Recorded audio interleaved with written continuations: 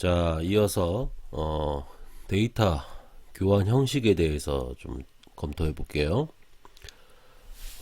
자료 교환 형식, 특히 이제 데이터 포맷들이 다르다 보니까요. 이것들을 GIS 데이터에서는 서로 포맷을 수월하게 교환할 수 있도록 어떤 포맷들에 대한 정의들을 좀 내리는 게 있는데요. 몇 가지 대표적인 케이스들만 좀 살펴보도록 하겠습니다. 먼저 드로잉 익스체인지 포맷이라 불리는 DXF 포맷이에요. 어떤 드로잉이니까 그림 파일 같은 거죠. 그림 파일 같은 교환 포맷 형식인데 줄여서 DXF라고 부르고요. 서로 다른 컴퓨터 지원 설계 프로그램들 있죠. 컴퓨터 에디드 디자인이라고 불리는 CAD 파일, 여러분들 자주 많이 써보셨을 거고요. 이런 CAD도 만든 회사들이 여러 가지가 있습니다. 이런 CAD 프로그램들 간의 설계 도면 파일을 교환하는 데 있어서 업계에서 표준으로서 가장 많이 사용되는 파일 형식, 이걸 DXF라고 그러고요. 일단은 오토데스크라는 회사 있죠. 오토데스크라는 회사에서 개발한 ASCII2 형식, 우리가 이제 뭐 타이핑을 하면, 컴퓨터에서 입력을 하면 눈에 보이는 글씨들 있죠. 그런 걸 ASCII2의 형식이라고 그러는데, 그런 형식이 그래픽 자료로 오토캐드가 일단 전 세계적으로 가장 많이 팔려 가지고 다른 캐드 프로그램을 개발한 회사에서도 이 형식을 쓰자라고 해서 만들게 됐습니다. 그래서 이 오토데스크라는 회사에서 자기네 회사가 이제 GIS에 적용하기 위해서 GIS에 처리할 수 있도록 효율적으로 형태나 포맷을 전환하는 것이 필요하다 해서 이 오토데스크가 자기네 자료에 대한 포맷 자체를 공개를 했습니다. 공개를 해서 이 형식들을 다 적용해서 쓸 수 있게끔, 뭐 예를 들어 우리가 한글 워드 프로세서에서 문서 작업을 한 거를 MS 워드에서는 쓸 수가 없는데, 그것도 요즘에 교환할 수 있게끔 파일 포맷들에 대한 전환 방식들을 많이 적용하고 있죠. 마찬가지로 다른 회사의 CAD 소프트웨어를 썼는데 오토데스크를 사용하고 있는 어떤 회사의 소프트웨어 사용하고 있는 회사에 그 도면 파일을 넘겼을 때 그 파일을 읽어드릴 수 없으면 문제가 생기겠죠. 그래서 그런 것들을, 포맷들을 서로 주고받을 수 있게끔 만든 형식이 있고요. 우리나라의 초기에 이제 국가적으로 지리정보 시스템을 구축하겠다 하는 NGIS 사업을 할 때, 기존에 있는 종이 지도들을 다 디지타이징 하거나 스캐닝을 해가지고, 수치화 바뀌어주는 작업에서, 일단은 CAD 포맷이었던 DXF 포맷으로 수치지도의 모든 포맷을 정해놨습니다. 정해서 우리나라 NGIS 사업에 사용되는 수치지도 포맷도 이 형식으로 사용하고 있고요. DXF는 ASCII 형식과 바이너리 형식 두 가지 모두로 저장이 가능하게끔 지원을 해주고 있고요. ASCII 형식으로 저장할 때는 그룹 코드와 해당 값들에 대한 리스트 구조로 인해서 저장 용량이 많이 차지하고 있는 단점을 가지고 있습니다. 이게 단점으로 작용하고 있고요.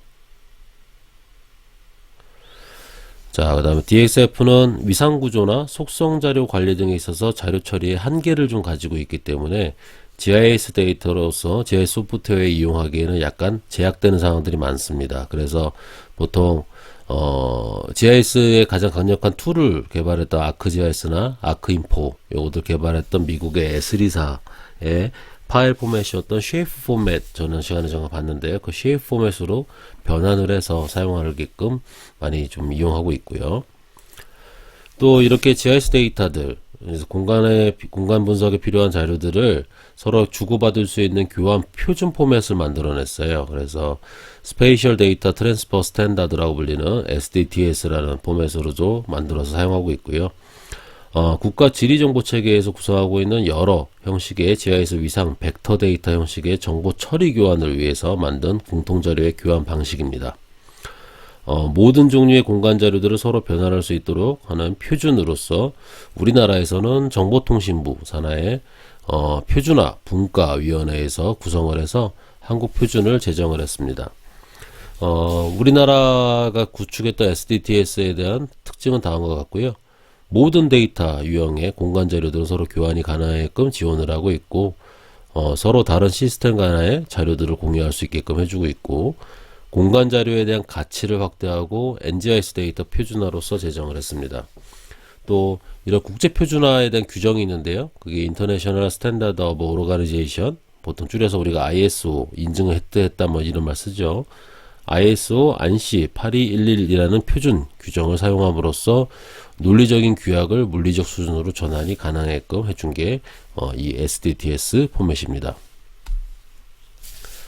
다음에 개방형 GIS가 있는데 오픈 GIS라도 부르고요. 메타데이터 또는 분산 객체형 데이터베이스 또는 RDBMS 인터베이스 등 하부 구조로 이루고 있는 정보 분야의 표준 및 규약을 제공하기 위해서 미국이 GIS를 많이 주도를 하고 있는데요. GIS 주도 국가에서 GIS 사업을 통해 데이터 유통을 인터넷과 활용을 해서 연계시키기 위해서 만든 GIS의 한 분야를 오픈 GIS라고 합니다. 이 오픈 GIS는 분산해서 저장하고 있는 다양한 자료에 대한 접근과 자료 처리를 쉽게 하기 위해서 개발을 했고요. 오픈 GIS가 가지고 있는 특징들이 조금 중요합니다. 일단 자료 공유가 가능하기 때문에 어떤 자료 구축에 필요로 하는 비용이 감소되고 있고요. 또 접근성도 높였기 때문에 편리하고, 소프트웨어에 대한 비용, 작업 효율에 대한 향상, 적용성 확대로 인해서 서로 다른 시스템들 사이에 호환성과 운영 방안들을 제공하고 있다.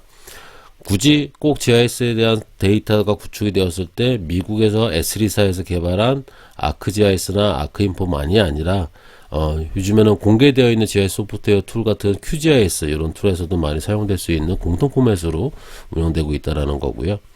또 작업이 요구에 따라서 쉽게 이용되고 작업 흐름이 많이 향상이 될 수 있는 장점을 가지고 있는 게 개방형 GIS인 오픈 GIS입니다. 자, 다음은 이제 공간 분석에 들어가도록 해볼게요. 많은 내용을 포함하고 있는데 지난 시간에 개별적으로 좀 가볍게 맛은 좀 봤는데 이번에는 이제 상세한 내용들로 좀 보도록 하겠습니다. 공간 분석이란 뭐냐? 정의를 내리면 다음과 같아요. 지리적인 현상, 뭐 인문이나 자연적 현상에서 뭐 입지라든지 토지 이용이라든지 어떠한 공간 구조 및 시스템 이러한 다 관련된 다양한 이론과 사례들을요, 지리학적인 시각에서 이해해야 되고, 이러한 지리학적 현상의 어떤 공간적인 변화 과정이나 이동 과정을 분석을 하고, 이를 바탕으로 지리적 현상에 대한 공간 조직, 공간 구조 및 공간 시스템을 분석하기 위한 다양한 방법론을 적용하는 것을 공간 분석이라고 해요. 특히 GIS에서. 즉, 입력 자료를 가공을 해서요, 우리가 분석에 필요한 자료로 변환한 다음에 공간적인 지리, 뭐 예를 들어서 어디 가깝냐, 뭐냐, 입지가 어디가 좋냐 등등의 과정을 거쳐서 공간 분석을 수행하게끔 하게 되겠고요. DB에 들어있는 공간 데이터와 속성 데이터들을 이용을 해서 현실 세계에서 발생할 수 있는 각종 문제 해결에 도움이 될 수 있는 의사결정을 하기 위한 결과물로서 어떤 패턴이나 일반성을 찾거나 또는 법칙 등을 발견하는 데 주요한 목적이 있는 게 공간 분석입니다. 공간 분석 종류가 상당히 많은데 대표적인, 특히 시험에서 많이 출제되고 있는 내용들을 좀 위주로 보면은요, 다음과 같아요. 중첩 분석, 오버레이라고 하고요. 버퍼 분석, 근린, 가까운 거, 네트워크, 망 분석이라고 하고, 하계망 분석, 지형 분석, 이런 내용들이 있습니다. 그 중에서 이번에 대표적으로 많이 나오는 것들, 이렇게 한 5가지 정도로 한번 체크해서 보도록 하겠습니다. 먼저 공간 분석에 대한 기법들을 확인하기에 앞서서 공간 분석에서 사용되고 있는 다양한 연산 이론들이 좀 있는데요. 잠깐 볼까요? 하나, 둘, 셋, 한 4가지 정도 되네요. 공간 분석에 사용되는 연산은 첫 번째로는 논리 연산자가 있습니다. 논리 연산자. 논리 연산자 같은 경우는 어떤 객체 사이의 크기를 비교하기 위한 연산자다. 그래서 어떤 객체와 객체가 서로 같다. 뭐 한 객체가 얘보다 크다, 작다, 같거나 크다, 크거나 작다, 이런 등등을 나타내기 위한 연산자들을 논리 연산자라고 합니다. 이렇게 빨간색으로 되어 있는 부분들은 여러분 프린트물에는 비어 있기 때문에 여러분들 꼭 적도록 하시고요. 이번 주차에는 일일이 적기가 좀 그래서 빨간색 그냥 남겨놨었는데요. 전 시간이나 다음 주차에도 이렇게 빨간색으로 되어 있는 부분들은 여러분들 글씨 못 볼 수 있게끔 지워져 있을 테니까 그런 부분들 많이 채워놓도록 하세요. 아니면 이번 주차에도 지워 있는 부분들이 있을 겁니다. 그런 부분들은 여러분들 수정 꼭 이 공개 강의, 이 온라인 강의 자료를 보면서 여러분들이 좀 채워놓도록 하시도록 하고요. 시험에 또 잘 나오는 게 부울 연산자라는 게 잘 나와요. 불리언 오퍼레이터라고 부르기도 하고요. 어떤 객체 사이에 대한 관계를 비교하기 위해서 나타낸 연산자다. 특히 참과 거짓의 결과를 도출하는 것을 이용하기 위해서 대표적으로 AND, OR, XOR, NOT 이런 것들을 사용을 하는데요. 대표적인 예가 이렇습니다. 어떤 A와 B라는 관계가 값이 1과 1, 또 1과 0, 0과 1, 0, 0 이런 결과들을 갖고 있을 때 not A라는 거 하고 A and B, A or B, A XOR B, A XOR B 이런 관계들을 가질 때 대표되는 값들이 뭐가 나타나는지에 대한 연산자에 대한 결과물들인데요. 일단은 not이라는 것은요. 어떤 두 값이 가지고 있는 것에 0은 1이 되고요. 1은 0이 되는 그런 값입니다. 그래서 not A라는 거. A라는 값이 1을 가지고 있기 때문에 not A는 1이 아닌 거. 그래서 0이 됩니다. 예를 들어 not B라고 그러면 1이니까 여기서 0이 또 되겠죠. not A. 그래서 1이면 0, 0이면 1, 0이면 1 이런 형태도 나타나고요. B 같은 경우는 not B라고 그러면 얘는 0, 그죠? 얘는 1, 0, 1 이런 형태로 나타나겠죠. AND 부울 연산자는요. 교집합의 개념과 유사합니다. 그래서 두 값이 모두 1이 되어야 1이 나옵니다. 그래서 A, B가 1인 경우인 첫 번째 케이스에만 A and B는 1로 나오고요. 나머지는 1이 다 안 들어있는 경우가 겹쳐있기 때문에 다 0으로 세팅된다는 거. 다음에 A or B는 합집합의 개념이고요. A와 B 값 중에 뭐 하나라도 A1이 있으면 1이 된다는 겁니다. 그래서 1, 1이 있을 땐 1이 되고요. 1, 0 중에 A가 1이 있으니까 1이 나오고요. 0, 1 중에 A or B, B가 1이니까 1이 나오고요. A or B, 0 or B, 0 or 0이니까 0가 나오고요.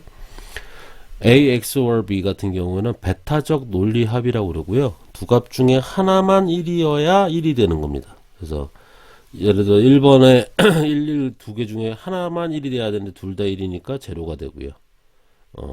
1과 0이 있는 경우는 1, 얘도 1, 얘는 또 0, 0이니까 0 이렇게 표출이 되는 겁니다. 다음 연산자는 산술 연산자고요. 일반적으로 여러분들 쓰는 사칙 연산 하고 지수, 제곱, 삼각함수 연산자들이 포함이 되고요. 다음에 세 번째는 기하 연산자, 네 번째는 기하 연산자입니다. 주로 어떤 위치 자료들을 중심으로 해서 이용하는 연산으로 이용되고요. 거리, 공간 정보, 이제 도형 자료죠. 도형 자료들을 보통 이용을 하고 거리, 면적, 부피, 방향, 면의 형태, 객체의 중심점, 그래서 뭐 중앙점이나 중심점, 무게중심 이런 말 쓰죠. 그런 것들을 계산을 할 때 이용을 합니다. 마지막으로 통계 연산자는요. 주로 속성 데이터들을 이용을 합니다. 앞서 기하 연산자 같은 경우는 도형 데이터를 이용했지만 여기는 속성 데이터를 이용한 연산이고요. 어떤 값의 합 또는 최대값, 최소값, 평균, 표준 편차 이런 것들의 일반적인 통계값을 계산을 할 때 사용을 합니다. 이제 구체적인 공간 분석 기법인데요. 중첩 분석의 첫 번째는 중첩 분석은 정의를 내리면 두 개 이상의 레이어, 자료층이라고 보통 한국말로 풀고요. 이거는 일반적으로 GIS에서는 레이어라고 부릅니다. 둘 이상의 자료층의 별량들, 즉 변수들 간의 관계 분석에 적용하는 분석 방법이다. 그래서 여러 지리 정보 자료들을 통합해서 어떤 목적에 부합되는 새로운 자료들을 만들고자 할 때 쓰는 방법, 아주 자주 많이 쓰이는 방법 중에 하나고요. 벡터뿐만이 아니라 레스터 데이터들도 중첩을 해서 어떤 데이터들을 새롭게 만들 때 이용할 수도 있습니다. 크게 세 가지 형태인데요. 벡터의 경우에는 무조건 레스터 데이터 같은 경우에는 픽셀로 구성이 되어 있으니까 레스터는 무조건 겹쳐서 중첩을 시키는 경우에는 면사상, 면에 관련된 내용만 겹칠 수 있기 때문에 면사상 중첩만 사용을 하고요. 벡터 같은 경우는 폴리곤이나 라인이나 포인트가 세 가지로 종류가 구성이 되어 있기 때문에 기본적으로 구조가요. 그래서 폴리곤들끼리에 대한 중첩, 폴리곤과 라인 또는 폴리곤과 포인트에 대한 오버레이 이렇게 해서 세 가지를 케이스로 나눌 수 있습니다. 일단은 폴리곤들끼리에 대한 폴리곤 레이어들에 대한 중첩을 이용할 경우에는 논리연산자, 앞에서 봤던 부울연산자, 산술, 기하, 통계 연산자들을 이용해서 뭐 대표적으로는 어떤 부분에 대한 적지 분석 같은 걸 이용할 때 많이 씁니다. 아래 보이는 예시인데요. 예를 들어서 해발 고도에 대한 데이터가 있는 면 데이터와 산림에 대한 정보들이 포함되어 있는 면 데이터와 하계망, 그래서 어떤 네트워크 상으로 흐르는 높이기, 이제 뭐라 그래야 될까요? 물은 중력방으로 흐르잖아요. 그래서 하계망 분석 같은 경우는 이렇게 높은 곳에서 낮은 곳으로 흐르는 어떤 경사향에 대한 분석들이 좀 많이 이루어지는데, 이런 하계망의 데이터들은 뭐 물에 대한 배수 시스템이나 유역 분석 같은 거, 또는 배수 분할, 또 분기점, 하천과 유역 경계, 또 뭐 하천 수로, 흐름, 이런 거 추출을 할 때 많이 쓰이는데요. 그런 하계망에 대한 폴리곤 데이터가 있고, 행정구역과 도로에 대한, 이건 뭐 이제 거기에 대한 접근이 좀 필요하고 할 때, 이런 여러 면사상에 대한 레이어들을 중첩 분석을 통해서 내가 어디에 해발 뭐 예를 들어서 조건 400m 이상인 지역에 생태적으로 자연등급을 1등급을 가지고 있어야 하며, 하천으로부터 200m 이상 떨어진 지역으로서 도로와 인접한 지역이라는 쿼리를 네 가지의 조건으로 주고서 분석을 했을 때 해당되는 지역은 여기입니다 라고 이렇게 결과가 나오죠. 이런 것이 면 사상에 대한 중첩 분석의 하나의 예시입니다. 그 다음에 면사상과 선사상, 그 다음에 면사상과 점사상 같은 경우는 두 레이어의 다른 차이의 공간적인 관계 분석을 의미하고요. 뭐 예를 들어서 지금 보이시는 왼쪽에 상단에 보이는 그림은 점사상과 면사상을 중첩한 예시고요. 이런 경우는 면사상, 즉 각종 행정구역으로 포함되어 있는 이 구역 내에서 범죄가 발생된 지점들을 표시한 거예요. 점으로서 표시됐을 때, 이 지역의 행정구역상 가장 많은 범죄율이 발생되고 있다는 걸 확인해 볼 수 있겠죠. 그래서 거기에다 원인 분석을 통해서 여기에다 범죄를 예방할 수 있게끔 해주기 위한 정책을 수립하고자 할 때도 많이 적용이 되고요. 왼쪽 아래에 보이는 그림은 선사상과 면사상을 중첩한 경우다.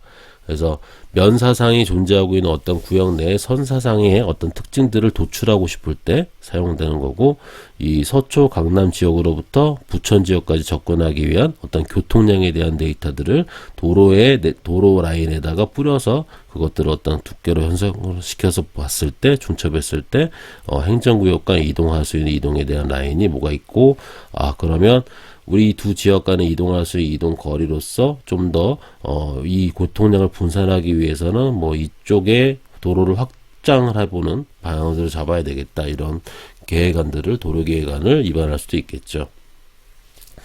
또 면사상에 대한 분석에 대한 오른쪽 예시가 하나 또 있고요. 높은 지형에 대한 데이터, 지질학적 특성, 지하의 수위 데이터, 그 다음에 가로수 정보, 굴착 행위에 대한 면적, 그 다음에 누수에 대한 민원 데이터, 이런 것들을 중첩을 했을 때 중첩 기능을 통해서 적색으로 표시하는 곳은 우리가 싱크홀이 발생할 수 있는 위험도가 되게 높은 그런 지역이다 라고 해서 볼 수 있겠고요.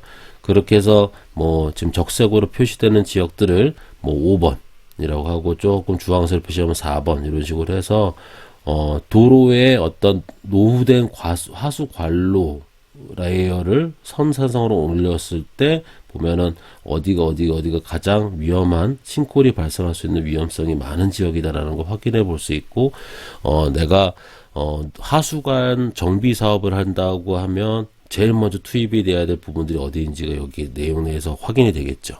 그죠? 자, 다음 두 번째 분석은 버퍼 분석이에요. 버퍼. 지난 시간에 잠깐 설명을 드렸습니다만, 이 버퍼 분석은 어떠한 공간적으로 근접한 것을 정의하고자 할 때 이러한 버퍼를 점이나 선이나 면 또는 면 주변에 지정된 어떤 범위를 정해서 면사상의 형태들로 표현해서 면적으로서 분석할 수 있게끔 해주는 분석 방법을 버퍼 분석이라고 합니다. 즉 왼쪽에 보이신 것처럼 뭐 점이나 그죠, 선이나 이런 어떤 폴리 면적이 있을 때 그 면적의 주변으로 이렇게 어떤 광범위한 폴리곤을 갈 수 있게끔 해주는 버퍼, 대한 존을 갖게 하는데요. 이 특정한 폭을 가진 존을 구축하는 것을 버퍼를 형성한다 이야기하고 전문용어로는 버퍼링이라고 합니다. 그래서 점선면 주변의 형성도 가능하고요. 폴리곤 내부안에다가 내부 버퍼도 셋백이라 부르는데 그것도 설치도 가능하다. 이 버퍼존은 원형, 선형, 면의 형태들로 다양한 형태로 표현이 가능하고요. 보통 일반적으로 사용하는 게 이제 이렇게 포인트 형태가 기준으로 해서 원의 형태들로 많이 표현도 하고, 이 버퍼존을 통해서 이 레이어가 어디 버퍼 범위, 이 반경 얼마 범위 안에 포함되어 있다, 접해 있다, 겹쳐 있다, 이런 등에 대한 관계를 설명이 가능하다라는 게 버퍼 분석의 가장 큰 매력이기도 합니다.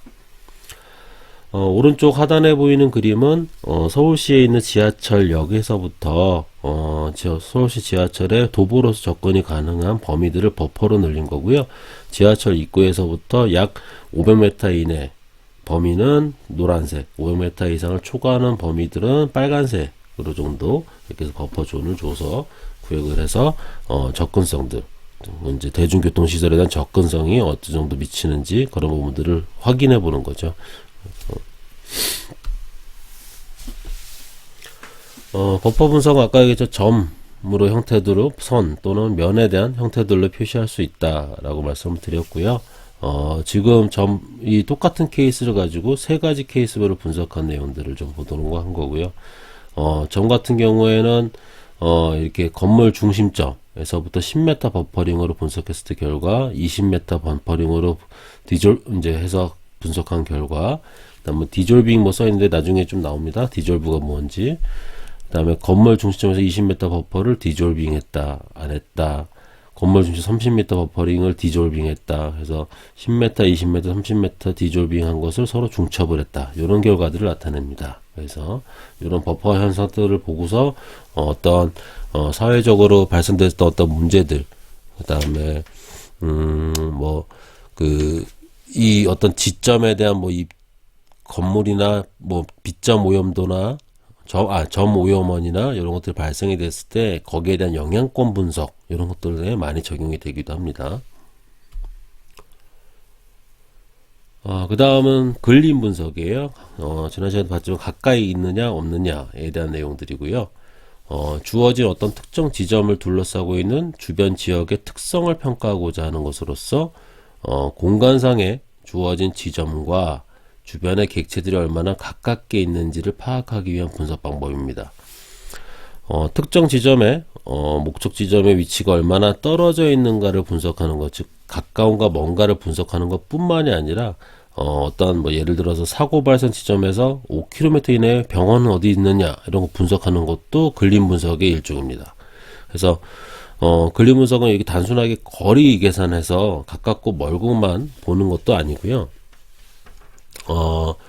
예를 들어서 시간이나 비용 쪽으로도 근접할 수 있는 부분들을 측정을 해야 된다. 그래서 다양한 검색 기능 또는 확산 기능, 공간적인 집적 기능 또는 경사도 분석, 이런 것들도 수행을 해서 그 연관성들을 꼭 거리의 측면에서만 보지는 않습니다. 왼쪽 하단에 있는 건 검색 기능을 이용한 근림 분석의 하나의 예인데요. 특히 이것을 적용해서 오른쪽에 보시면 내가 시작이 되는 시작점에서부터 끝나는 지점의 목적지까지 가기 위한 어떤 수단들을 이용을 할 때 예를 들어 자동차로 접근한다 그러면 자동차가 이제 평면상에서 아무런 고도의 변화가 없는 평면상에서 시작해서 접근을 하기 위해 끝까지 가기 위해는 도로에 이용하겠지만, 어떤 도로를 진설하고자 할 때 내가 이 경사 지형의 기복들을 보면 오르막길을 오르게 되면 아무래도 연료에 대한 소모 부분들이 많이 늘어나겠죠. 그죠? 그래서 그런 부분들을 다 고려를 했을 때 어디가 최적적으로 경로가 나오더라라는 거죠. 그래서 그 임팩트 팩터 영향을 미칠 수 있는 어떤 요인들에 대한 인자 부분들도 고려했을 때 실질적으로는 얘한테 목적지까지 가기 위한 경로의 방향들을 여러 가지 수정을 할 수 있을 거고, 그 수정을 했을 때 필요로 하는 경로가 어떤 이동 경로에 따른 비용을 고려했을 때는 최적 경로가 어떻게 나온다, 이런 부분들을 분석할 때도 쓰이는 것도 근림 분석의 일종입니다. 다음은 네트워크 분석이고요. 네트워크 분석은 일반적으로 지난 시간에 잠깐 설명을 드렸지만, 절점인 노드점 있죠. 노드점. 절점인 노드점하고 그 노드점과 노드를 연결시킨 링크로 구성을 되어 있고요. 그 서로 연관되어 있는, 연관시켜서 연결시켜 놓은 선형의 형상물들. 뭐가 있을까요? 선형으로 되어 있는 현상물들. 보통 교통망으로 따지면은 뭐 고속도로, 철도, 도로 같은 것들이 있을 거고요. 또, 또 뭐가 있을까? 관망으로 따지면 관으로 이루어져 있는 것들 보면 하천이나 뭐 전기, 전화, 상하수도, 통신시설 이런 것들이 있겠죠. 이런 것들에 대한 분석을 쓸 때 많이 이용하는 방법, 즉 어떤 연결성이나 경로를 분석하고자 할 때 적용하는 방법이 네트워크 분석법입니다. 링크는 노드와 노드점을 연결하는 어떤 아크 형태, 홀의 형태대로 방향성을 가지고 있고요. 보통 어떤 일련의 노드가 링크로 연결되어 있는 것을 어떤 경로, 루트라고 합니다. 그래서 경로가 시작되는 곳을 시작점, 끝나는 지점을 완료점이라고 보통 칭하고요. 그래서 이 네트워크 모델 분석에서는 이런 교통망이나 관망 이런 것들을 이용을 해서 분석을 하고자 할 때 네트워크 모델을 구성을 하게 되겠고요. 이 네트워크 모델들을 구성을 할 때 보면 보통 이용되는 자료가 그래픽 자료 중에서 벡터 자료가 이용되겠죠. 도로나 케이블이나 파이프라인 이런 구조물들을 표현을 하고 이 특정 사물에 대한 이동성이나 흐름의 방향성들을 제공하기 위해서 사용이 될 겁니다. 그래서 경로 탐색이나 뭐 배분, 추적 하고 공간적으로 상호작용 또는 입주와 배분에 대한 복합적인 연계관계 이런 것들을 분석하고자 할 때 많이 쓰이게 되겠고요. 네트워크 분석에서 가장 중요한 목적 자체는 이제 서로 연결이 되어 있는 경로를 따라서 어떤 사람이나 물자가 이동하거나 또 파이프라인, 통신망, 가스, 전력 등 관망을 통해서 이동되는 경로가 어떻게 되어 있는지를 표현하고자 할 때 그걸 분석할 때 사용이 되겠고, 무엇보다 이 네트워크 분석 같은 경우는 두 지점 간의 거리를 최소 비용이나 최단 거리를 이동하는 경로를 찾거나 또 어떤 일련의 지점들을 통과하면서 어떤 최소 비용이나 최단 경로를 탐색할 때 가장 효율적으로 활용될 수 있기도 합니다. 네트워크 분석을 이용한 예시고요.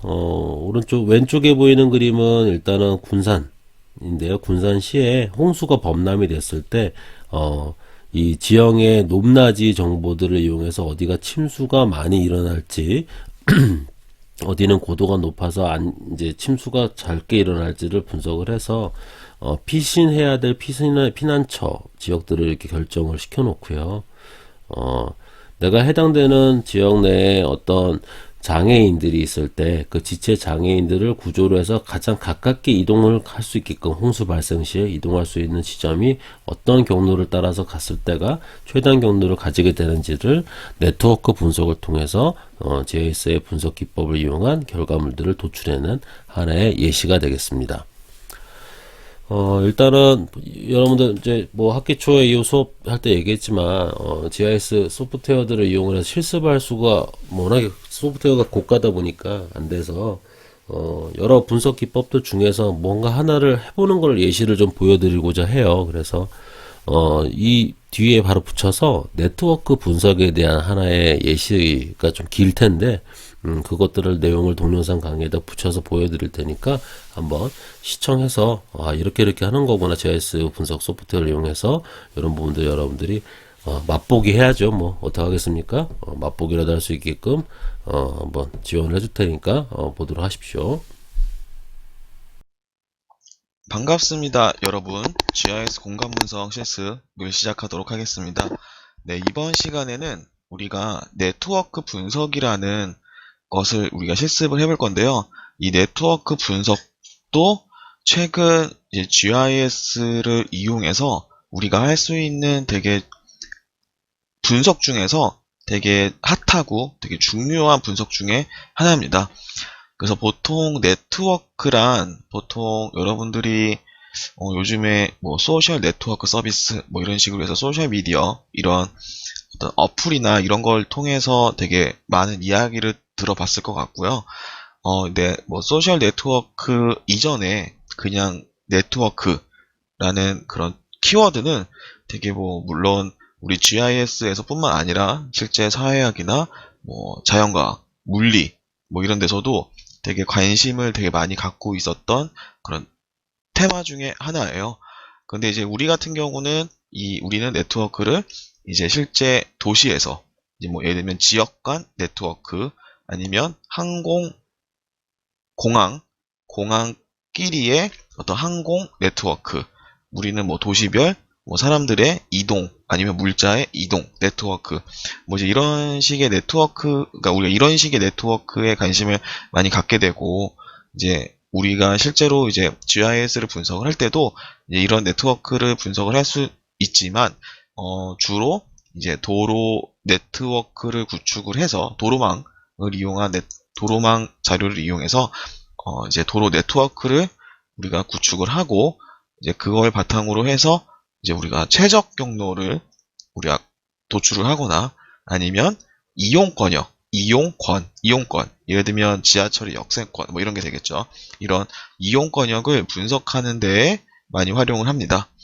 그리고 그 다음에 마지막으로 우리가 가장 가까이 있는 그런 시설이 어디인지, 그래서 최근린 시설, 뭐 이런 식으로 우리가 분석을 많이 하는데요.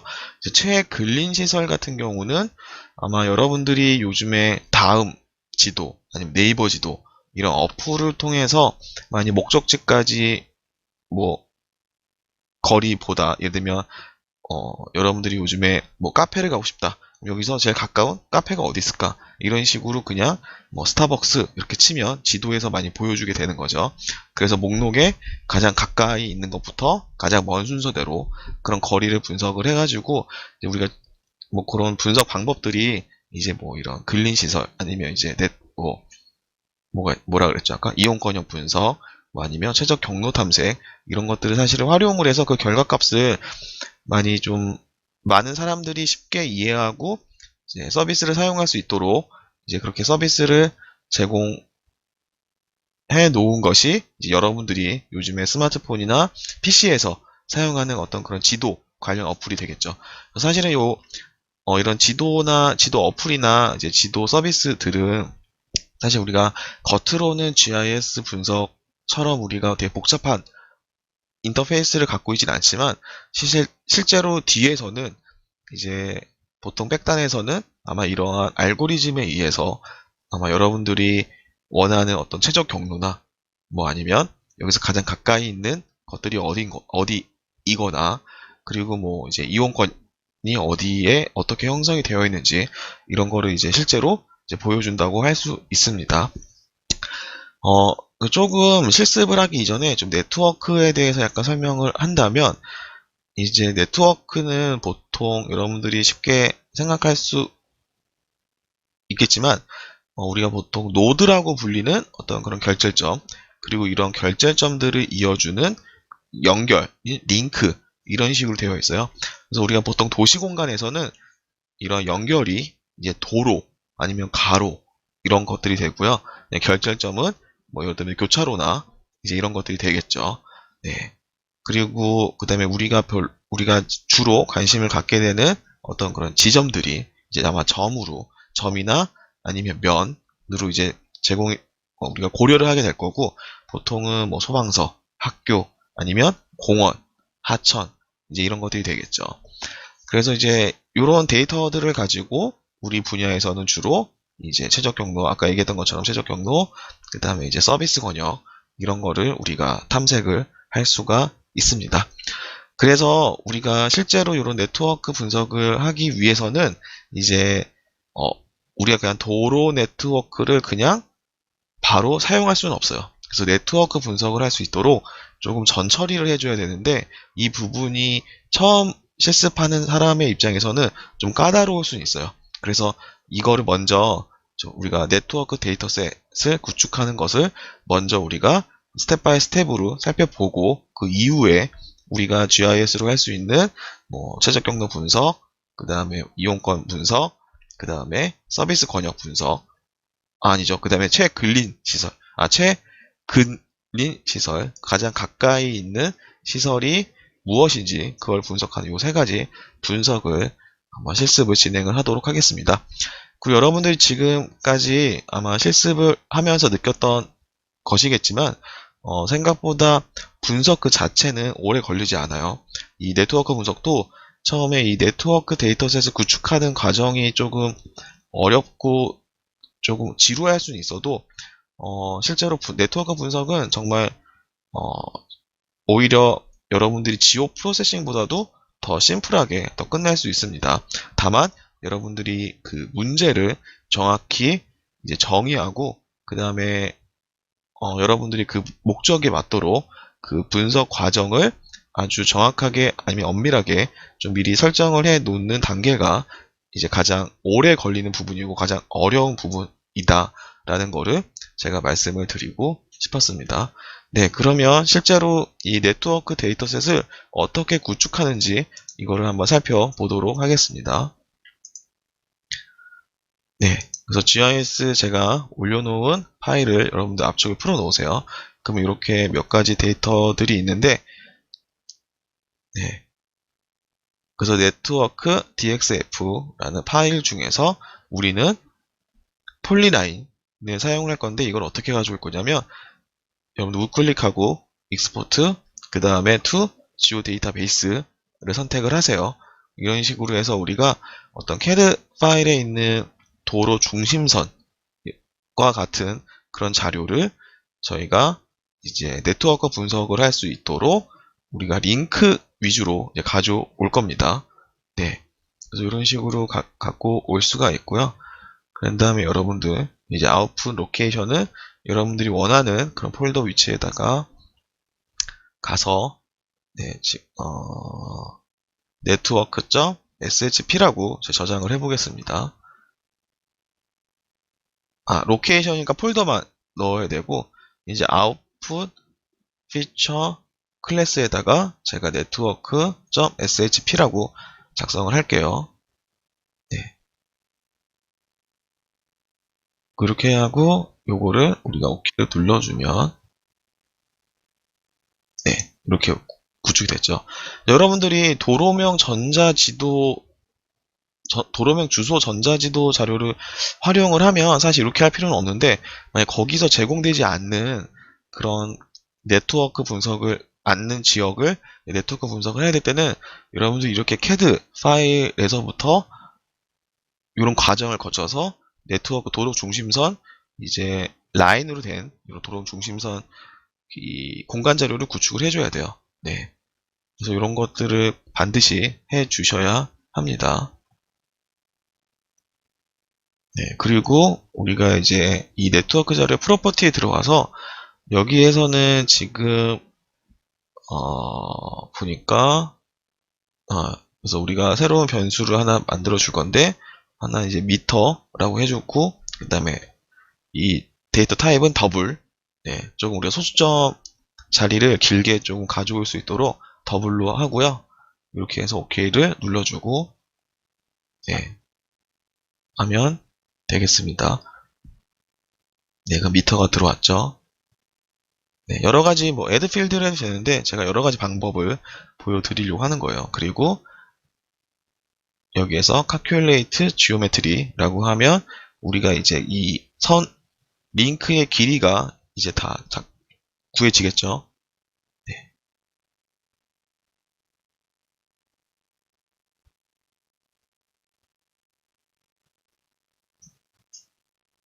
아마 도로 중심선 자료, 그 도로명 주소 자료에서는 아마 요 작업을 할 필요는 없을 거예요. 제 생각에는.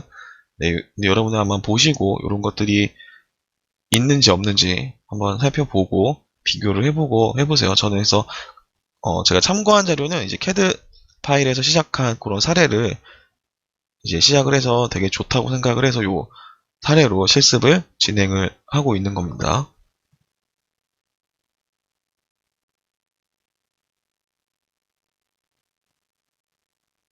네. 이렇게 우리가 일단은 첫 번째 작업은 우리가 했고요. 요거는 이제 일반적인 이제 라인으로 된 쉐이프 파일을 만들었고 이렇게 각각 지금 링크가 하나씩 되어 있죠. 네. 그래서 노드는 없고 결지점은 없고 링크만 되어 있는데 우리가 사실 이 파일을 가지고 네트워크 분석을 바로 할 수는 없어요. 그래서 한 단계 더 거쳐줘야 되는데, 그걸 하기 위해서는 우클릭하고 New Network Dataset이라고 되어 있죠. 요걸 통해서 우리가 네트워크 분석을 위한 기본 네트워크 데이터셋을 우리가 이제 만들어 줄 수 있습니다.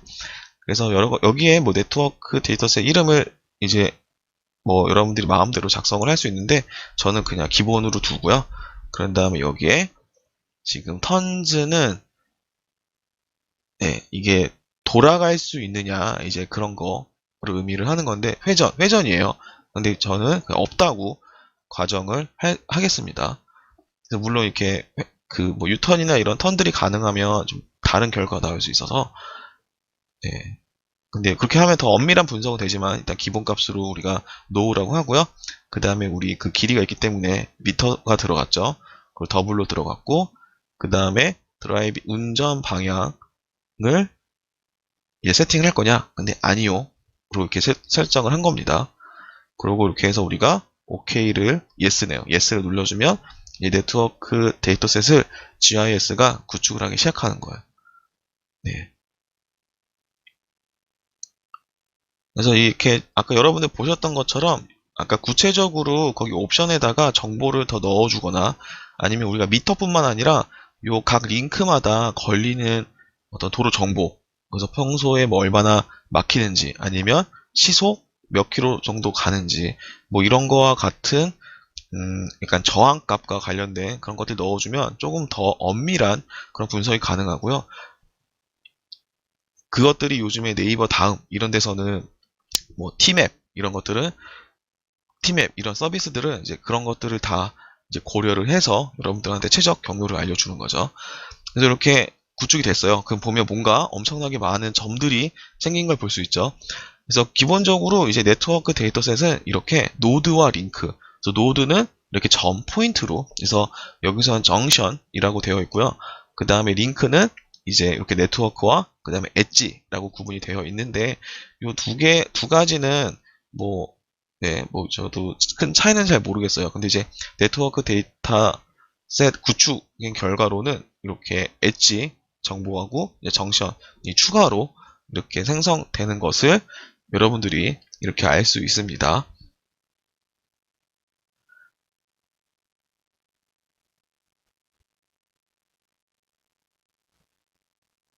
네, 이어서 우리가 최적 경로 탐색 분석을 해보겠습니다. 네, 이 탐색 네트워크 분석을 이용하기 위해서는 여러분들이 이렇게 아까 제가 방금 했던 것처럼 이렇게 메뉴의 빈 공간에다가 우클릭을 하고 네트워크 어널리스트를 이렇게 팝업 메뉴를 이렇게 조금 먼저 활성화를 시켜줘야 돼요. 그래서 이렇게 좀, 네. 그래서 여러분들이 만약에 저처럼 요 네트워크 어널리스트 요 창이 보이지 않는 친구들, 보이는 친구들도 있을 수 있어요. 그래서 보이지 않는 친구들은 저처럼 이제 이 네트워크 어널리스트 창을 한번 이렇게 새로 열어주시고, 그런 다음에 우리가 분석을 진행을 하도록 하겠습니다. 여기에서 네트워크 어널리스트에서 사용할 수 있는 분석들이 여기 여러 가지가 있는데, 우리가 이번에는 최적 경로 탐색, 그 다음에 서비스 권역, 그 다음에 최근린 시설, 이렇게 세 가지를 해볼 거예요. 그래서 먼저 조금 인터페이스를 조금 제가 조금 활용하기 쉬운 걸로 한번 좀 조정을 좀 하고 시작을 하겠습니다. 네, 꼭 저랑 똑같이 할 필요는 없어요. 저는 요게 편해서 이렇게 하는 거고요. 최적 경로를 탐색하기 위해서 우리가 new route라는 거를 우리가 선택을 해주면, 우리가 조금 전에 켰던 그 창에 이제 이렇게 나와 있어요. 그래서 stop, 그 다음에 route 이렇게 나와 있죠. 그래서 스탑은 이제 우리가 쉽게 얘기하면 우리 목적지 같은 거예요. 목적지. 그래서 우리가 지금 목적지와 관련된 파일이 없기 때문에 우리가 임의적으로 요 create network location이라는 요 기능을 이용해서 우리가 임의적으로 아무 곳이나 찍을 거예요. 여러분들도 실습을 하면서 아무 곳에 한번 이렇게 찍어 보세요. 저는 이제 여기 하나 찍었고, 그 다음에 두 번째는 여기에다가 한번 찍어보고, 네. 조금 제 컴퓨터 사양에서는 약간 찍고 나서 좀 딜레이가 있어서 여러분들 꼭 좀 뭐 안 찍혔다라고 생각하지 마시고 이제 이게 좀 기다려 보시면 이게 찍힙니다. 그래서 여기 보면 이제 1번, 2번 순서대로 찍혔죠. 네, 그리고 이제 왼쪽 창에도 우리가 찍는 족족 이제 스탑스의 요 목적지 같은 것들이 이제 들어가게 될 거예요. 이게 주요 이제 우리가 분석하고자 하는 이제 그런 점들이 되는 거죠. 시작과 끝점 이런 것들이 되는 거예요. 그래서 제가 이제 강남에 한 3곳, 강북 쪽에 2곳 이렇게 한번 만들어 봤습니다. 그래서 하나는 좀 너무 많은 것 같아서 우리가 일단은 실습이니까 한 4가지 정도로만 한번 해볼게요.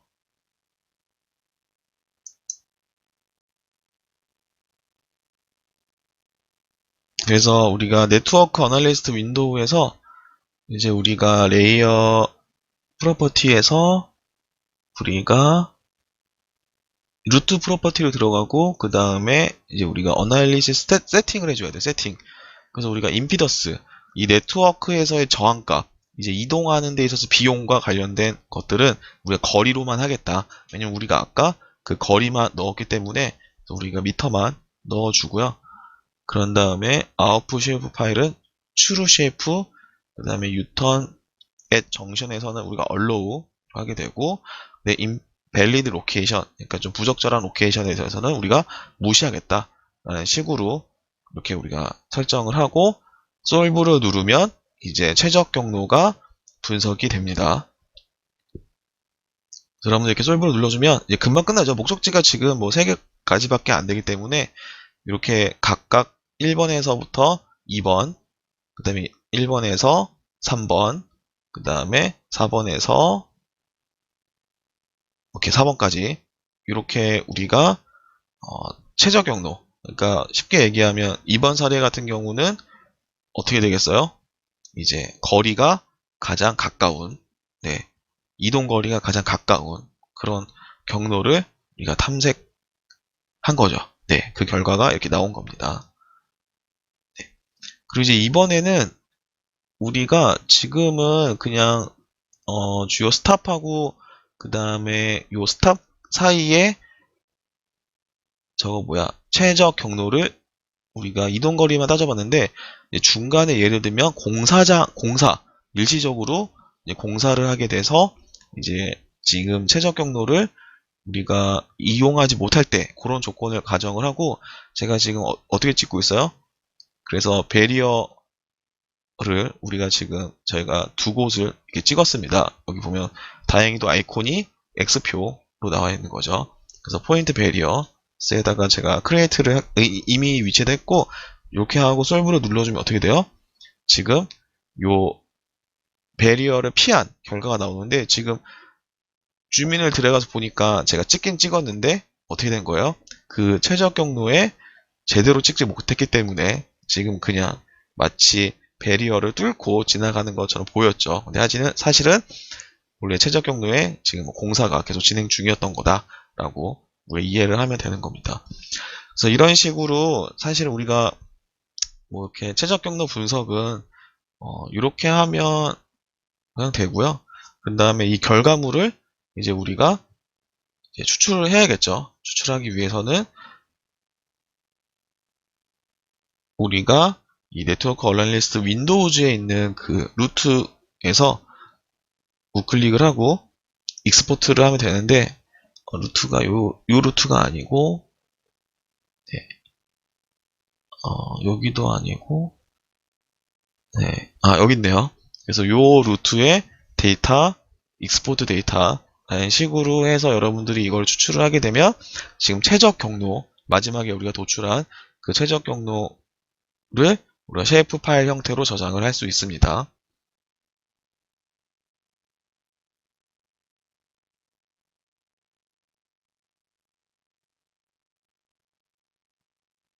네, 이렇게 하면 쉐이프 파일 하나 만들어졌죠. 라인이죠, 라인. 결국에는. 네, 요거 좀 잘 보이게 좀 두껍게 해주면 그죠, 이렇게 나온 거죠. 그래서 우리가 지금은 실습을 위해서 어떤 임의의 장소에 이제 포인트를 찍었는데 이제 여러분들이 실제로 조금 분석 주제에 맞춰서 미리 그 포인트 정보들을 이렇게 구축을 해 놓고 있으면 이제 아까 여기 포인트에다가 사실은 그 스탑스에다가 여러분들이 그거를 임포트도 할 수 있어요. 이제 그런 식으로 하게 되면 이제 여러분들이 이제 분석 주제별로 이제 이런 최적 경로를 탐색을 할 수 있게 되는 거죠. 그래서 우리가 GIS로 이렇게 분석을 하면 과거에는 사실은 이게 되게 좀 재밌어 보였는데 요즘에는 어떤 네이버나 다음 지도에서 너무 쉽게 이 기능을 여러분들이 핸드폰으로 사용을 해서 요즘에 좀 감흥은 많이 떨어지지만 이제 여러분들이 직접 손으로 이제 그런 서비스를 이용하는 게 아니라 자료를 이제 구독하고 취득하고 그런 다음에 여러분들이 뭐 공간 자료를 만들 수도 있고 그런 것들을 모아서 여러분들이 GIS로 여러분들의 딱 주제에 맞는 여러분들이 원하는 그런 커스터마이즈된 그런 주제에 여러분들이 이런 최적 경로를 탐색할 수 있다라는 거죠. 네. 그래서 최적 경로 탐색은 뭐 생각보다 조금 좀 새로운 팝업 메뉴를 이제 열고 새로운 인터페이스가 조금 등장해서 약간 어려울 수는 있겠지만 여러분들이 좀 몇 번 해보면 정말 이제 쉽게 할 수 있을 거고요. 나중에 기억이 나지 않더라도 지금 여러분들이 한 작업들을 따로 매뉴얼로 잘 기록을 해두면 언제든지 다시 그것만 빠르게 복기를 하면 네트워크 분석을 할 수 있게 됩니다. 최적 경로 탐색을 할 수 있게 되는 겁니다. 그래서 이것도 반드시 너무 좀 쉽다고 지금은 우리가 데이터가 다 준비된 상태에서 실습만 하는 거기 때문에 이게 쉽다고 그냥 넘어가지 말고 여러분들 조금 차근차근 여러 번 반복을 해서 이런 데이터를 내가 구축을 해야 되는 거구나. 이런 데이터는 이렇게 넣으면 되는구나. 라는 거를 조금 몸으로 익힐 수 있도록 했으면 좋겠습니다. 네, 그러면 다음에는 이제 우리가 서비스 권역, 뭐 이용 권역을 이제 분석하는 그런 방법을 배워보도록 하겠습니다. 이번에는 우리가 서비스 권역 분석을 할 건데 어떤 걸 할 거냐면 지금 이렇게 만들어진 데이터 중에서 우리가 파크를 불러올 거예요. 그래서 공원의 중심점을 우리가 미리 준비를 해 놓았고요. 요걸 통해서 이제 공원의 서비스 권역, 공원의 이용 권역을 분석을 할 건데 어떻게 할 거냐? 이제 공원으로부터 약 한 500m, 그 다음에 700m, 1000m 떨어져 있는 그 권역을 우리가 이제 도에 맞도록 이제 그 도로망 네트워크에 맞춰서 이제 네트워크 버퍼 이런 개념처럼 만들 거예요. 그래서 여러분들 지금 제가 방금 했던 것처럼 그 퍼실리티에는 여러분들이 이제 공원 우리 전 파일을 이제 입력을 하게 되는 거고요. 네. 그래서 일단은 서치 토러런스는 우리가 5m로 할 거예요. 5m. 그래서 요거는 네, 요거는 약간 좀 뭐라고 해야 되나? 약간 좀 버퍼처럼 주변에 약간 그 도로 네트워크를 이제 어느 정도까지 찾을 거냐라고 했을 때 우리가 한 5m 정도로 하겠다라고 하는 겁니다. 로드 프롬의 파크를 선택하고 로케이션 포지션에 유즈 지오메트리 허용 구간을 우리가 5m로 설정을 하는 거예요. 그래서 만약에 분석이 잘 안 되는 경우는 이 5m를 좀 숫자를 변경을 해가면서 서비스 권역이 이제 생성이 되는지 안 되는지 그걸 꼭 테스트 해보시기 바랍니다.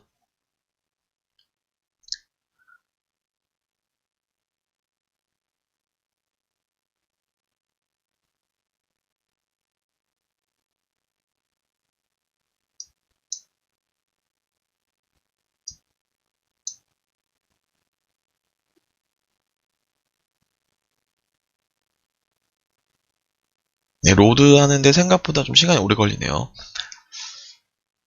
아마 이 공원의 위치를 이제 요 네트워크 데이터셋에 이제 좀 올리기 위해서 좀 이런 거를 좀 고민이란다. 컴퓨터 좀 연산이 좀 필요한 것 같아요. 요 정도 지역인데도 생각보다 좀 오래 걸리네요. 네, 그래서 이렇게 만들어졌습니다. 그래서 보면 공원의 개수가 지금 한 68개 정도가 있고 여기에 이제 이런 식으로 지금 근린공원, 주로 근린공원이 많네요. 근린공원이 이제 입력이 됐고, 요 네트워크 분석을 위해서. 네. 그 다음에 이제 그 분석 옵션을 우리가 설정을 할 거예요. 그래서 서비스 에어리어의 프로퍼티에 들어가서 아까와 비슷하게 이제 분석 옵션, 여기 어널리시스 세팅즈에 들어가서 우리가 이제 임피던스도 미터, 그 다음에 디폴트 브레이크스를 우리가 이제 지정할 건데, 이용 권역, 이제 서비스 권역은 이렇게 한 5가지 정도로 우리가 결과물을 생성을 할 수가 있어요. 네, 그래서 여기서는 이게 폴리곤 타입을 우리가 디테일로 하고,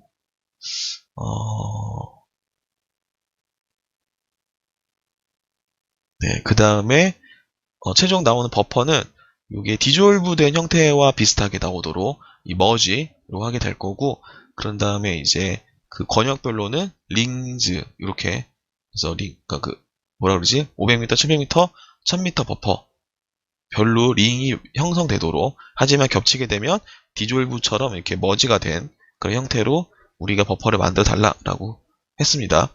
그리고 나서 여기서는 솔브를 누르면 이제 GIS가 서비스 권역을 분석을 해주는 거죠.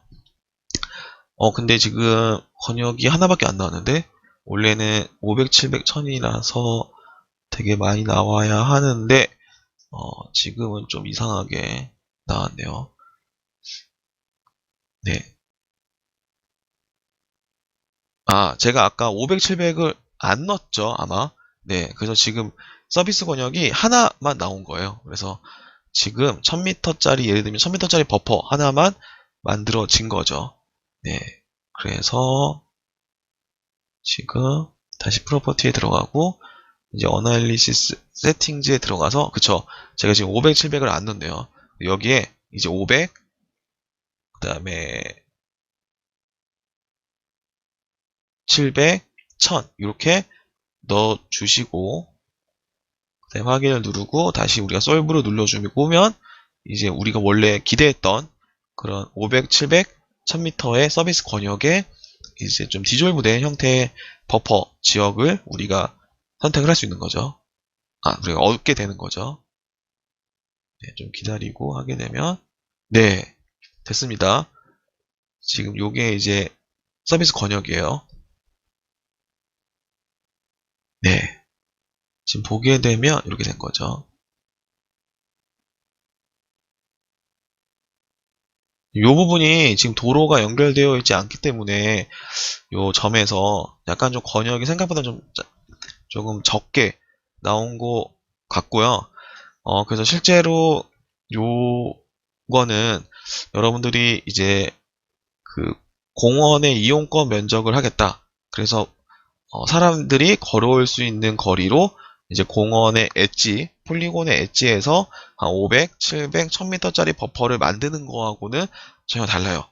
이제 그거는 실제 도로 네트워크를 감안하지 않았기 때문에 이제 지금처럼 이렇게 좀 격자 형태나 아니면 슈퍼블락인 형태나 이제 실제로 1000m짜리 버퍼를 그리면 전혀 다릅니다. 실제로 사람들이 그 최단 거리로 걸어올 수 있는 경우가 있고, 아니면 우회하지 못하는 그런 도로망이 있을 때, 어떤 우회하지 못하는 곳은 분명히 그 버퍼의 일부 지역은 1000m보다 더 먼 거리를 걸어와야 되기 때문에 여러분들이 이렇게 그냥 버퍼를 돌리는 거하고는 전혀 다른 결과가 나와요. 여러분들이 그래서 꼭 이 버퍼 결과랑 좀 비교를 해 보시기를 제가 권장을 하고요. 실제로 요거를 우리가 보통 네트워크 버퍼라고 불러요. 이 이용권 분석의 결과물을. 우리가 일반적인 버퍼는 우리가 에어 디스턴스 버퍼라고 부르나? 아마 그럴 거예요. 그래서 이 마치 우리가 땅 위에서 직선 거리를 기준으로 이제 버퍼를 만드는 거와 이렇게 네트워크를 고려한 네트워크 버퍼의 결과가 다르다. 네트워크 버퍼가 훨씬 더 작겠죠. 네.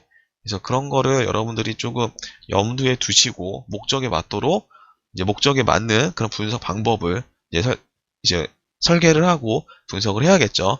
네. 그래서 이렇게 해서 우리가 이용권역, 이게 공원이 될 수도 있고 전혀 다른 것들이 들어올 수도 있는 거예요. 그래서 여러분들이 주제별로 이제 요 포인트만 아마 바뀌게 될 것 같고, 이제 이 이용권 분석은 요 네트워크 분석에 어떻게 보면 하이라이트라고 저는 개인적으로 생각을 하고요. 요거를 잘하면 좋은 결과물들을 많이 만들어낼 수 있기 때문에 요거를 좀 더 신경 써서 공부를 하시기를 바랍니다. 그러면 이제 다음번에는 우리가 네트워크 분석, 이게 마지막인데, 최근린 시설. 그래서 지금 가장 가까이에 있는 시설물을 찾아내는 그런 것들을 우리가 분석을 한번 해보겠어요. 네, 최근린 시설 분석을 시작하겠습니다. 우리가 이번 사례에서는 어떤 걸 할 거냐면요. 소방서. 그러니까 이제 소방서까지의 가장 가까이 있는 소방서를 찾는 분석을 할 거예요. 그래서 우리가 임의의 곳에 화재가 났을 경우에 어떠한 소방서가 가장 가까이 있느냐라는 할 거고요. New Closest Facility 분석입니다. 여기에 이 facility는 아까 우리가 이용권역 분석을 했던 거와 비슷하게 여기에 우리가 소방서를 입력하면 되겠죠. 아까는 공원에 넣었지만 여기 로드 로케이션에 우리가 파이어 스테이션을 입력을 할 거고요. 서지 토러런스는 우리가 아까 비슷하게 5m. 여러분들 반드시 요 토러런스 숫자를 변경해 보면 결과가 어떻게 변하는지 반드시 비교해 보세요. 이건 직접 경험을 해보고 여러분들이 그 느낌을 반드시 몸에 가지고 가야 돼요. 네. 그래서 지금 여기에 소방서가 이렇게 위치하고 있고요. 그런 다음에 탭을 열어보면 이렇게 되어 있죠. 그리고 이제 사건 발생 지점을 만들어야겠죠. 그래서 인시던트에는 우리가 화재를 넣을 거예요. 화재. 네, 근데 화재는 어떻게 넣을 거냐? 여러분들이 원하는 걸 넣으세요. 아까 우리 처음 해봤죠. 그래서 create new location 툴을 이용해서 여러분들이 원하는 곳에 화재를 한번 발생을 시켜 봅니다. 실제로 화재가 나는 것은 아니지만, 네, 그래서 지금 보면 두 가지 우리가 노드를 가지고 우리가 네트워크 분석을 하는 거죠. 그래서 동그라미는 소방서, 지금 사각형은 이제 화재라고 생각을 하세요. 그러면 이제 각 화재별로 화재가 발생이 됐을 때, 이제 화재 신고가 들어왔을 때, 이제 예를 들면 자동으로 어떠한 소방서가 가장 가까이 있는지 이거를 분석을 하는 겁니다. 지금 약간 좀 궁금해가지고 제가 한강 위에다가 좀 만들어 봤어요. 네. 요거는 분석이 안 되려나? 그래서 약간 제가 위치를 좀 바꿔볼게요. 분석이 안 될 것 같아. 괜히 의미가 없는 것 같아. 그래서 이렇게 주택단지에다가 다시 입력을 하고, 네. 예, 그래서 소방서와 우리가 만든 화재 발생 접수, 그 POI겠죠. 네, 포인트 오브 인터레스트. 그래서 여기에 또 우리가 항상 또 분석 환경을 설정을 해줘야겠죠. 네, 그래서 임피던스는 우리가 거리만 넣어주고, 그 다음에 디폴트 컷오프 밸류는 일단 넌으로 하고, 우리가 찾고자 하는 시설의 개수는 일단 하나만 찾겠다. 그러니까 가장 가까이 있는 거 하나만 찾겠다. 그리고 트래블은 화재에서 소방서로 이렇게 찾는 거죠. 그러니까 화재가 났을 때 가장 가까운 소방서를 찾아야 되니까 인시던트 투 퍼실리티. 네, 그런 다음에 이런 식으로 하고 우리가 추루 쉐이프로 아웃풋 쉐이프 타입을 정하고, 그 다음에 우리가 솔브를 누르면 분석을 해주겠죠. 예, 됐습니다. 지금 보면, 네, 지금 요 화재는,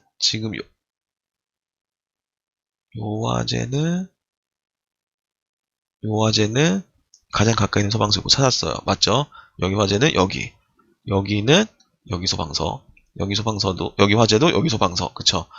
네, 나머지 소방서들은 다행히 이제 한가하게 좀 시간을 보낼 수 있을 것 같고, 그래서 이렇게 하게 되면 여러분들이 성격이 다른, 어떻게 보면 투모드 같은 어떤 그런 노드를 가지고 서로 가장 가까이 있는 것이 어디에 있는지, 그리고 그때 최적 경로가 어떠한 곳인지 이런 거를 충분히 실습을 해볼 수 있습니다. 분석을 해볼 수 있습니다. 그리고 여기에도 이제 그 장애 요인을 입력을 할 수 있으니까 이제 포인트 베리어스 뭐 이런 게 있죠. 그래서 여러분들이 뭐 장애 요인도 만약에 만들어서 뭐 물론 분석 주제에 따라 다르긴 하겠지만 그러면 충분히 재밌는 분석을 할 수 있을 것 같고요. 이렇게 우리가 CAD 파일에서 우리가 네트워크, 그러니까 도로 중심선을 가지는 그런 쉐이프 파일을 만들어 보았고, 그리고 그걸 가지고 네트워크 데이터 셋을 우리가 구축을 하고, 그 다음에 우리가 세 가지 분석을 했어요. 그래서 첫 번째 분석은 우리가 무엇을 했죠? 갑자기 저도 기억이 안 나네요. 첫 번째 분석은 최적 경로 탐색. 그래서 우리 최적 경로 탐색. 그래서 두 개의 점에서 어디가 가장 빠른 길이냐, 이런 질문이 되겠죠. 그 다음에 두 번째는 이용 권역 분석. 그래서 우리는 이번에 어떤 공원의 이용 권역을 우리가 500m, 700m, 1000m의 이용 권역을 분석을 한 거죠. 요거 만약에 대중교통 시설로 바꾸면 되게 재밌을 것 같아요. 지하철과 버스를 우리가 정류장을 만약에 자료를 우리가 구축을 하고, 그 다음에 이용 권역을 우리가 네트워크 버퍼, 네트워크 이제 요 서비스 에어리아라는 개념으로 우리가 구축을 해보면 정말로 그게 만약에 1000m가 안 넘는 지역, 그 우리가 실제 진짜 1000m 넘는 지역을 우리가 찾을 수가 있겠죠. 그래서 이렇게 이용 권역 분석도 우리가 할 수가 있었고, 그 다음에 마지막에 지금 방금 했던 화재가 났을 때 가장 가까운 소방서 위치를 찾는 이제 이런 최근린 시설 분석을, 최근린 시설을 찾는 그런 분석도 해 보았습니다. 그래서 실제로 네트워크 분석은 데이터만 잘 구축이 되어 있다면 실제 분석은 되게 간단해요. 뭐 사실 지금까지 했던 분석들 중에서 적지 분석이 가장 어쩌면 되게 복잡해 보일 수가 있고요. 근데 네트워크 분석이 상대적으로 되게 쉬워 보일 수 있긴 하겠지만 전혀 다른 성격의 문제인 거예요, 사실은. 그렇기 때문에 여러분들이 풀어야 하는 지금 문제가 어떠한 성격인지를 반드시 잘 유념하고, 그런 다음에 거기에 필요한 데이터를 잘 구축을 해 놓으면 전혀 이제 이런 기능적인 문제는 이제 앞으로 없을 거라고 저는 기대를 할 것 같아요. 네. 그래서 네트워크 분석은 이제 한 이 정도 수준을 하고요. 여러분들 더 궁금한 게 있으면 구글링 하세요. 그 다음에 여러 가지 좋은 책들을 많이 참조를 하시고, 제가 본 책도 비교적 되게 구체적으로 잘 나와 있고요. 이 책에서 다루지 못한 것들도 이제 다른 어떤 뭐 책들을 보면 이제 여러분들이 쉽게 이제는 배울 수 있으니까, 그래서 여러분들이 네트워크 분석은 이 정도까지 하면 충분히 한 것 같고요.